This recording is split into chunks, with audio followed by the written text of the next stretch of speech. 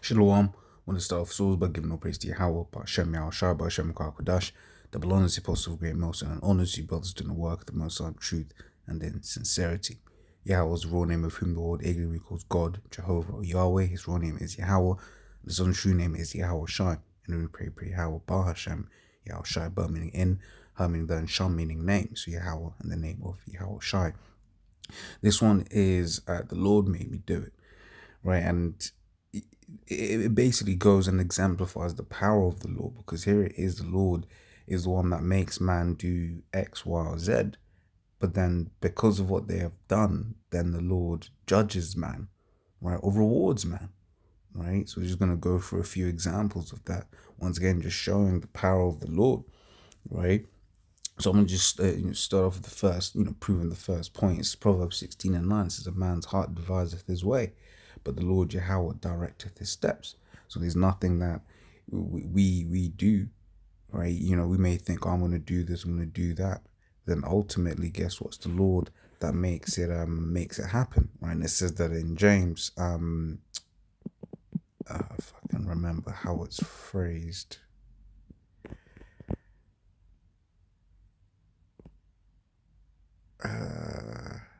Yes, this is James.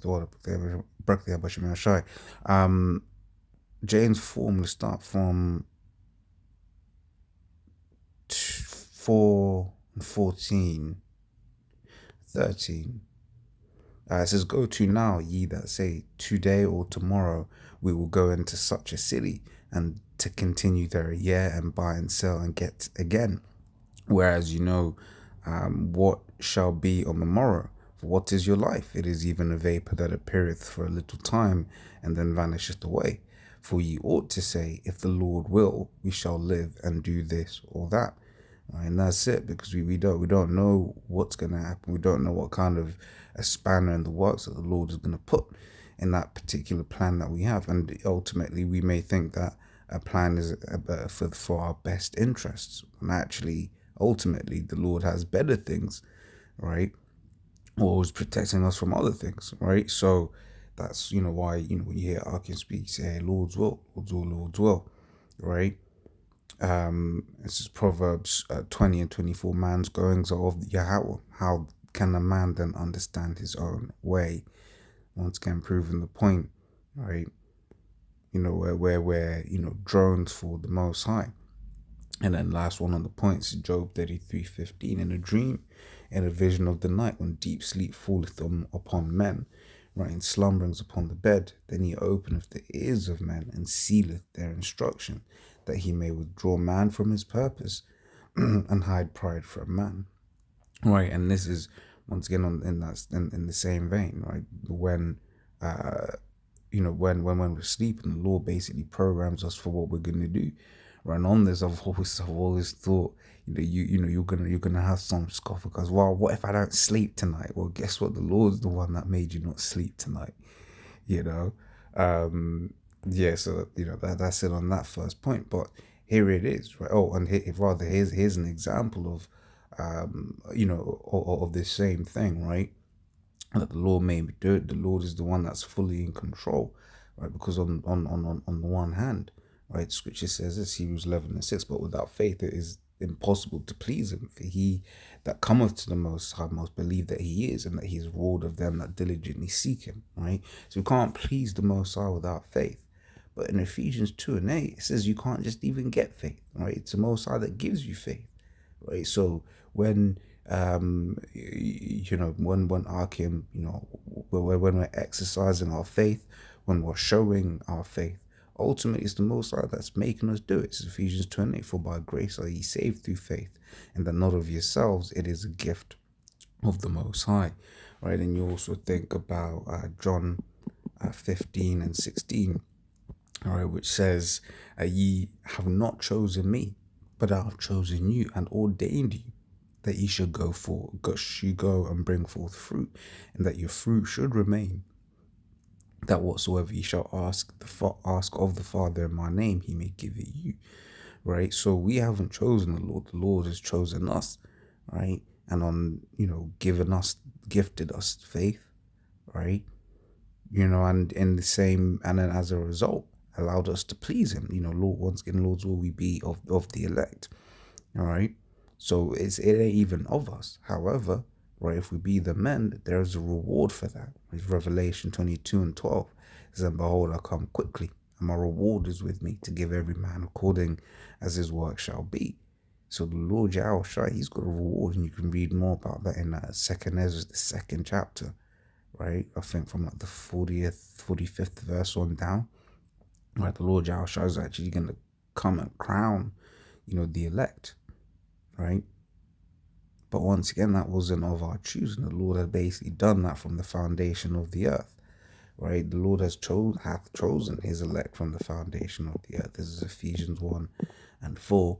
It says, according as he hath chosen us in him, right, before the foundation of the world, that we should be holy and without blame before him in love, having predestinated us unto the adoption of children by Yahushua Mashiach to himself, according to the good pleasure of his will.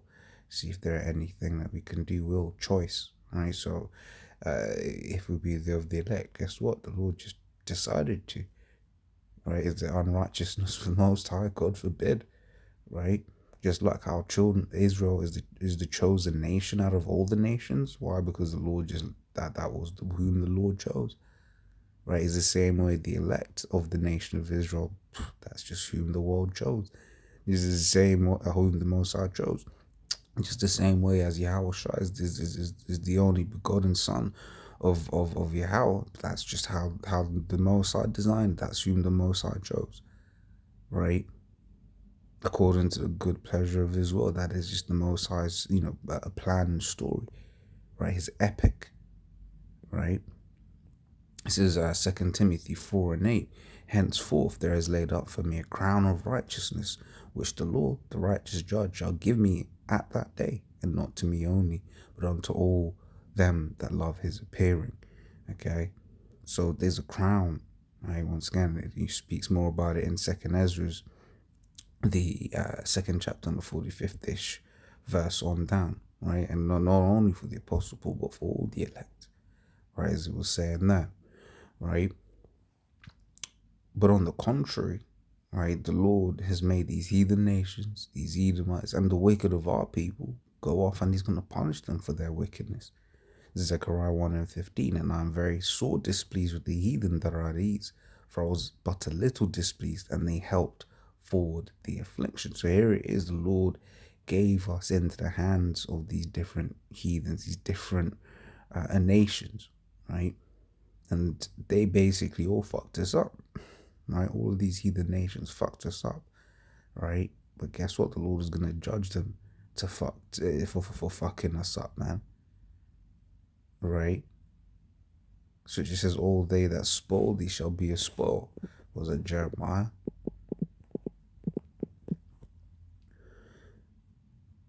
Jeremiah 30:16. Therefore all they that devour thee shall be devoured, and all thine adversaries, every one of them, shall go into captivity. And they that spoil thee shall be a spoil, and all they that prey upon thee will I give for a prey. Right? So the Lord's basically gonna flip the script, right? As it also says in Deuteronomy 30th chapter 7th verse, right? How about how the Lord is gonna put these curses that are upon Israel at the moment upon these different heathen nations. So just like how we've been a spoil to these nations, right? While despite the fact that the Lord made us a spoil to these nations, right? Guess what? The Lord is gonna come and he's gonna deliver us, right? And then put them into our hands. Right? I think we could grab that one in Isaiah as well, Isaiah 14:2. It says, and the people shall take them and bring them to their place, and the house of Israel shall possess them in the land of Yahweh, the servants and handmaids, and they shall take them captives, whose captives they were, and they shall rule over their oppressors. And who gave these heathen nations the power to oppress us? Yahweh Hashem Yahushai, right?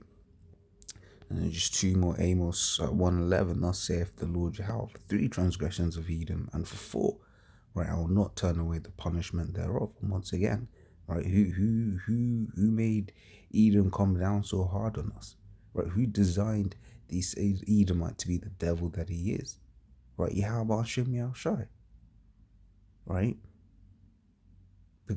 because he did pursue his brother with the sword and did cast off all pity, and his anger did tear perpetually, and he kept his wrath forever, right? And when we read, more on the Edomites in Ezekiel the 35th chapters from 5, right, it says, because thou hast had a perpetual hatred and hast shed the blood of the children of Israel by the force of the sword, in the time of their calamity, in the time that their iniquity had an end.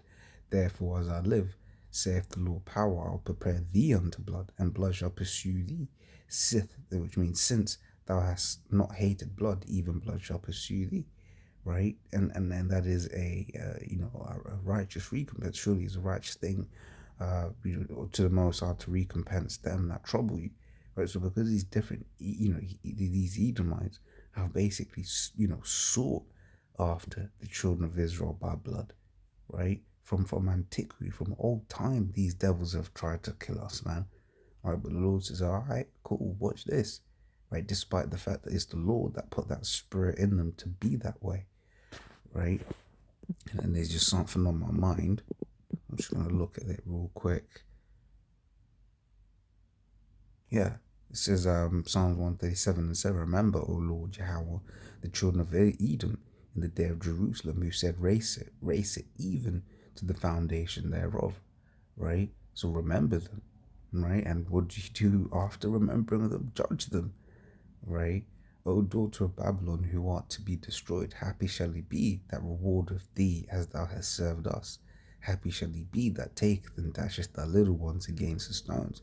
And that history that Esau did, Esau did a number on us, right? But the scripture says in Psalm 17 that Esau is just the sword of the Lord, right? He's just the sword of the Lord, right? But once again, it doesn't just stop at the Edomites. Also of our peoples is Amos 9:10. All the sinners of my people shall die by the sword, which say the evil shall not overtake nor prevent us, right? So just like, how the spirit of the the spirit of the prophets is subject to the prophets, the spirit of the scoffers is subject to the prophet, to the spirit of the scoffers, like, is subject to the scoffers. Okay, the spirit of the wicked is subject to the wicked, because that's the lot that the Most High gave these people, right? These people in the world, the Lord just made them, our people that aren't in this truth. The Lord just made them to get God. And if they be in the land of America, to get hit by a nuclear missile if they survive that long. Okay. So, this is just being the Lord made me do it. Right. In Lord's word, I was edifying. Until next time we say shalom.